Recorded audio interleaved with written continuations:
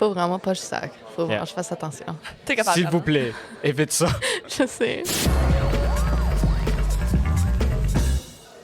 Bonjour, je m'appelle Simon Thériault, je suis trésorier à la Fédération de la jeunesse canadienne-française, la FJCF, et j'ai le plaisir d'animer ce podcast avec trois jeunes engagés dans leur communauté. Donc, aujourd'hui, on va parler de l'engagement citoyen. Donc, je vais laisser les gens se présenter autour de moi. D'accord, alors tout le monde, moi je suis Gloria Livingston, je viens de l'Alberta, cependant j'étais née à la CB. Fait que ça fait depuis 2014 que je suis en Alberta, une fière franco-albertaine. Fait que c'est ça c'est moi. Moi, je m'appelle Seth Fraser, je suis de la Nouvelle-Écosse, born and raised. So, je suis là depuis longtemps, à 23 ans tout de suite. Salut, moi c'est Anna Togesi. Je viens de Whitehorse au Yukon, les terres traditionnelles des peuples Kwalindon et du conseil Tanquachan. Et je vais en ce moment à l'école en Alberta. Mais je suis franco-yukonaise. Merci, vous trois, d'avoir accepté l'invitation là, de participer à ce podcast ici. La manière ça va fonctionner, on a un jeu opération. Donc, chacun, on va se lancer dans le jeu et essayer de l'avoir. Et si on manque, mais là, je vais poser une question et ça va engager la discussion comme ça rend ça un petit peu plus intéressant. Donc, Gloria, je te laisse commencer le jeu. Hey, bonne chance. Ben, je pense Ouais, que c'est quel bon ça, organe. fait que je suis pas médecine. J'oublie quoi ce qui est plus facile à poigner. Ouais, Ben, moi, je vais aller avec l'eau dans le genou, je crois. Tiens. Oh, Gloria a touché. non. Donc, j'y vais avec ma première question. Donc, parlez-moi un peu de votre région. Ce que ça représente, la francophonie dans votre région. C'est quoi la démographie? Est-ce qu'il y a une identité rattachée à la francophonie dans votre région? Gloria? D'accord. Ben, quand j'ai déménagé en Alberta en 2014, je suis déménagée dans une petite ville qui s'appelle Brooks. Brooks, c'est au sud de l'Alberta, pour ceux qui ne savent pas. Puis, c'est aussi connu comme la ville de 100 langues. Fait que ça veut dire qu'il y a 100 différents dialectes qui sont parlés. Donc, il y a une diversité énorme. Il y a une communauté francophone basée dans plusieurs différents pays aussi. Fait qu'à mon école, l'école de Ruisseau, à Brooks, l'école secondaire francophone, il y avait des personnes qui viennent de partout en Afrique, de partout en Europe, d'Amérique du Sud, les personnes qui viennent de partout au monde. Puis notre francophonie en Alberta, c'est divers, comme je disais plus tôt. On représente plusieurs différentes parties du monde, puis on représente nos valeurs avec notre culture. Alors, je pense que pour moi, la francophonie, c'est différent. C'est divers, c'est ce que j'ai à dire. C'est divers. Pour rajouter à ça, en tant que, I guess, nouvellement albertaine, sort of, avec mes études postsecondaires, je trouve aussi que la francophonie albertaine, c'est tellement des gens accueillants. Exactement. Puis comme contents d'être là. Puis c'est bien de ressentir ça parce que ça me fait sentir un peu comme chez nous. Tu sais, au Yukon aussi, notre francophonie est similaire, différente, mais quand même similaire dans sa... c'est ça, que c'est du monde content puis accueillant, comme j'ai dit. Oui, puis juste pour une dernière petite chose, on est tellement inclusif en Alberta, fait que même si on est divers, on accepte tout le monde, puis nos accents sont nos accents à nous. Puis on les protège, puis on les promouvoit aussi. Tu vois ça beaucoup à Halifax, en fait, pour le multiculturalisme. Le monde d'Halifax sont très accueillants à toutes les cultures qu'il y a, francophones ou ailleurs. Donc, ça fait en sorte qu'il y a une belle culture qui se forme alentour d'Halifax. Mais même à l'extérieur, la différence d'accent en Nouvelle-Écosse, c'est très extrême. Tu vas jamais rencontrer quelqu'un qui parle de la même manière d'un bout à l'autre. So, je trouve ça intéressant que vous disiez que votre francophonie est tellement multiculturelle parce que je connais une réalité similaire, mais pas exactement. Oui, exactement. Là. C'est le Canadien ici. Ouais. Multiculturel, c'est comme Canada all the way. Oui. Oui, exactement. Mais Seth, lance-toi dans le jeu d'opération. Bonne chance, bonne chance. Je pense que je vais prendre du cerveau. Là. Oh! C'est bien plus facile. Regarde. Oh! Simple, Oh! simple comme ça. Ça Il vite. vient de Moi qui a l'avoir. fait ça? Ben, c'est simple, guys. Wow! Il se préparait à l'avance, là. Mais c'est Je ça. regardais le show, j'étais comme, quoi est-ce qui va être plus facile à prendre? Il se pratiquait ce matin. Prends-en un autre. Prends un là. autre. OK, là, on prend le même que Gloria. Yeah, il y avait de l'air plus difficile, C'est là. rigged. Tada! Oh, non! Mais comment Ah, OK, là, je vais Je juste... n'ai pas lui. Non, Ah, je l'ai là, mal fait. là, Oh, il est God. touché. Tiens, Donc, vas-y. je voulais savoir, pour vous, c'est quoi l'engagement communautaire? Qu'est-ce que ça représente pour vous? Donc, moi, tout de suite, je travaille comme en communautaire. Là. Je suis le coordinateur culturel de chez nous, le centre communautaire chez nous. Mais avant ça, j'étais président de l'organisme jeunesse chez nous, qui faisait en sorte que tu voyais quoi ce que ça a l'air, l'engagement, parce que le monde qui voulait s'engager va au-delà de quoi ce qui s'attend. Tu te lances dedans puis tu trouves, hey, c'est du fun, j'apprécie ça, puis ils sont capables de rattacher à cette culture-là. So, pour moi, être capable de te lancer dans la communauté, c'est d'aller plus loin que juste dire, hey, je participe. C'est dire, hey, je participe puis je veux continuer ça.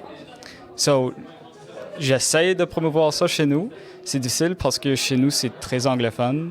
Ma communauté à moi, c'est pas d'une manière traditionnelle francophone. C'est la municipalité de Lunenburg. So, très reconnue d'une manière historique, mais pas d'une manière francophone. So, c'est de vraiment pousser ça puis de faire connaître la francophonie de chez nous, qui est plus difficile que ça a l'air, mais ça passe. Oui, je pense que tu décris, c'est comme juste créer un sentiment d'appartenance, puis c'est ça, comme ça, les gens ont le goût de s'engager puis de rester dans ces communautés-là. Puis c'est pas évident parce que ça dépend de quoi ce que tu prends comme atelier. Parce que moi, je pourrais mettre plein de concerts, puis de musique, puis de quoi que ce soit, mais c'est pas nécessaire que tu vas connecter à ça. Moi, c'était pas à travers de l'école ou de rien comme ça que je me suis trouvé une appartenance à la culture francophone. Mon dernier nom, c'est pas français, mes parents sont pas francophones. C'était à travers de la participation culturelle. C'était les Jeux de l'Acadie, je pense, où j'avais comme ce moment « aha », que je suis francophone. So, c'est très intéressant de voir qui attrape quoi. Exactement. Puis, dans le cadre de la jeunesse, pour l'engagement citoyen, on voit qu'avec les organismes jeunesse, comme en chaque province territoire, il y a le fait de vouloir participer. Alors, c'est un désir de s'engager dans la communauté. Puis, la beauté d'un organisme jeunesse, c'est que ça représente la jeunesse de ce jour-là. Fait qu'ils évoluent tellement jour en jour, année en année. Fait que ce que moi, je dis à mes jeunes, c'est que moi, je préside la francophonie jeunesse de l'Alberta. Fait que j'ai dit, moi, jeune albertaine, j'ai dit, FGA, c'est à vous. C'est votre organisme. Vous faites ce que vous voulez avec. Si vous voulez un atelier de la réconciliation, faites-le. C'est vraiment le fait de vouloir engager dans la communauté en faisant ce que vous voulez.